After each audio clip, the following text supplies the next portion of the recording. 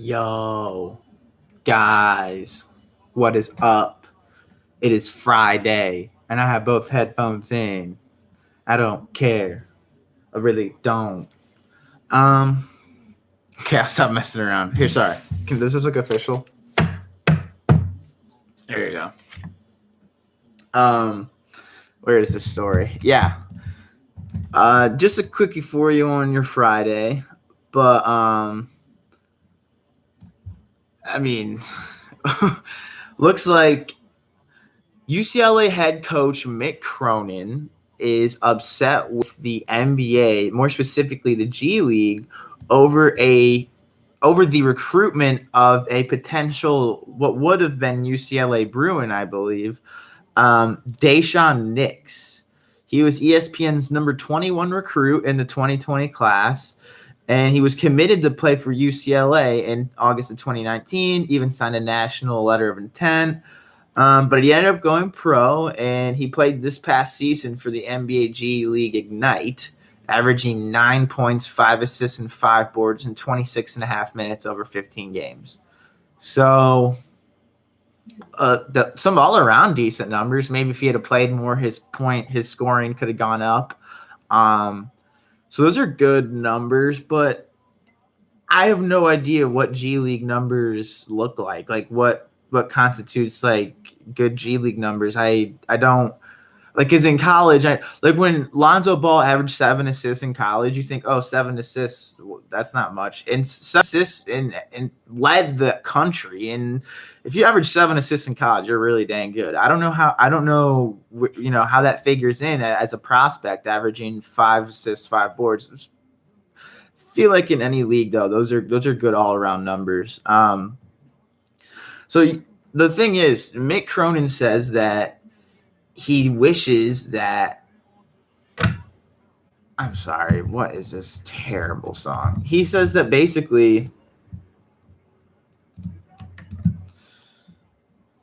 that there's just no reason for the G League to be able to recruit. And I tend to agree with him. Now, he, like me, Mick Cronin told ESPN Radio that – I believe he was on the Jay Will, Keyshawn, and Zubin show, and he told them, like, his quote is, "It's America. If you can, the classic, if you can go and die in a war, if you can go buy cigarettes or whatever, you should be able to play professionally in the NBA." And I agree. The one and done rule is kind of ridiculous, in my opinion. It's almost hurt college basketball because – yeah, it's exciting, Zion, whatever, but he doesn't end up playing in the championship game. And then when a guy like Zion falls out of the NCAA tournament, there's almost less people that end up watching more. There's less eyeballs that end up going on the national championship game because people are disappointed in who's not there rather than who is there. So I actually feel like the one and dones, aside for Anthony Davis, that has really sort of hurt. And yeah, Jahlil Okafor in 2015 Duke, but have any of those guys panned out in the NBA? Like those guys, when you got Justice Winslow and you got that kid who ended up going to the Timberwolves, and then you have Jahlil Okafor, that makes for a great college team, but those guys could have used further development in the NBA. In college, there's no doubt about it. So I'm one of those people that thinks if you're that good, yeah, like the NBA, they'll find you, they'll want you, you'll get drafted. The idea that there's an option to be recruited by either the G League or the colleges doesn't make sense to me. The colleges can offer you an education. And while my friend Chris points out the G League can offer you $50,000, which would match, those top end, like to go to Syracuse is like $50,000 a year in tuition. So that $50,000 is, sort of saying, hey, you gave up your, not your right, but you gave up your privilege, if you will, to accept a scholarship that would amount to $50,000. So here's $50,000 cash. And I feel like, if you're an up and coming prospect, that's something that you can be made aware of. There is the option to sort of take the money, develop in a lesser league and go that route versus the educational route. But I'm with Mick Cronin here, and I'm sorry. I'm sorry that I'm sort of stammering here, but it all gets to the point. My point that honestly, it doesn't make sense to me that the NBA and the G League need to recruit these kids. If they're good enough, they should just be able to go to the NBA. And if it happens that they're not ready, they need to develop and drop down to the G League, so be it. But why all of a sudden now is the G League competing with colleges?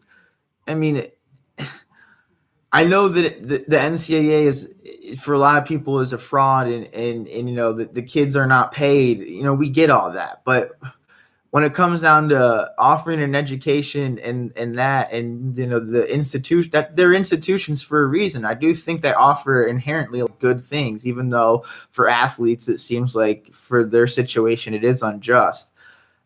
I just there's something really unjust. Go look up Robert Swift. For anyone, and again, I'm for guys being able to go straight from high school to the NBA.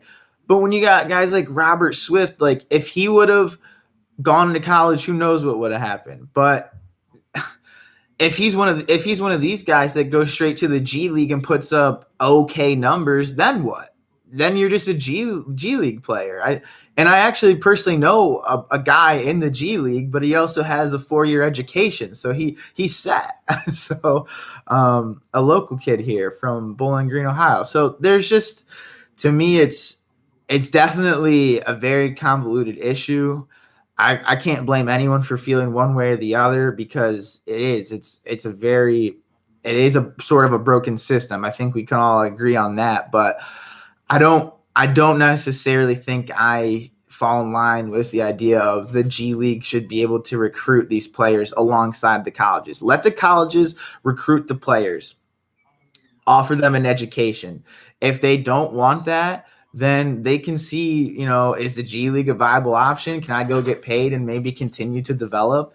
And if that's something they're interested in, by all means. But like I said, look at that 2015 Duke team. They could really, really benefited from staying an extra year in college.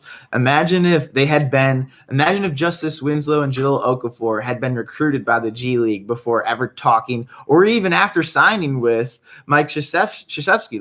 Like here, Mick Cronin had the kids signed to a national letter of intent. The G League came and swooped him out from under Mick Cronin.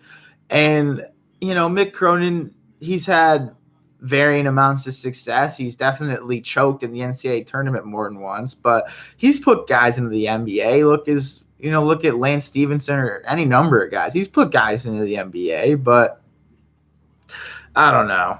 I just it obviously is a broken system. What else can be said? Let me know if you guys have even heard of this guy. That would be the number one thing to leave in the comment section. Have you heard of this guy? But I think why steal him from Mick Cronin to play him 26 and a half minutes a night? You're paying him. You paid him, play him.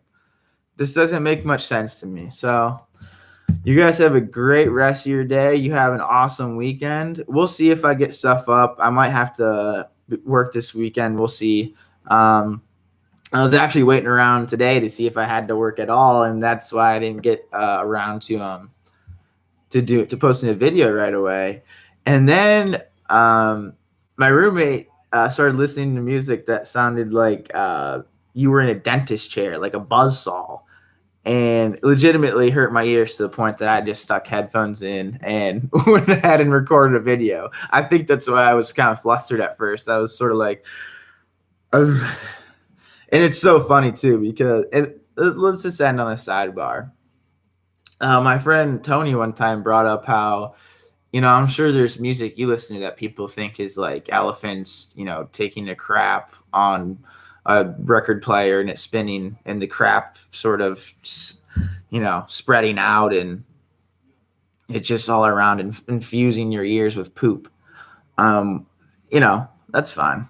But this was another level today, folks.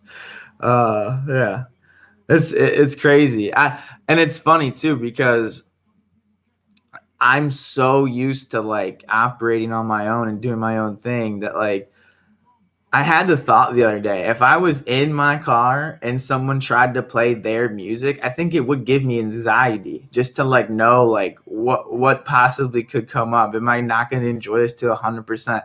That's and then like, when I share music with people, I don't even I just share music with people. I don't think about how they might have anxiety about like literally like listening to someone else's music. It's such an odd thing, but yeah. Isn't that funny how music works, people? What an odd thing. So you guys have a great rest of your day. Thanks those of you that are watching. Hope to catch you on the next one, and you have a great weekend as well. I'll catch y'all later.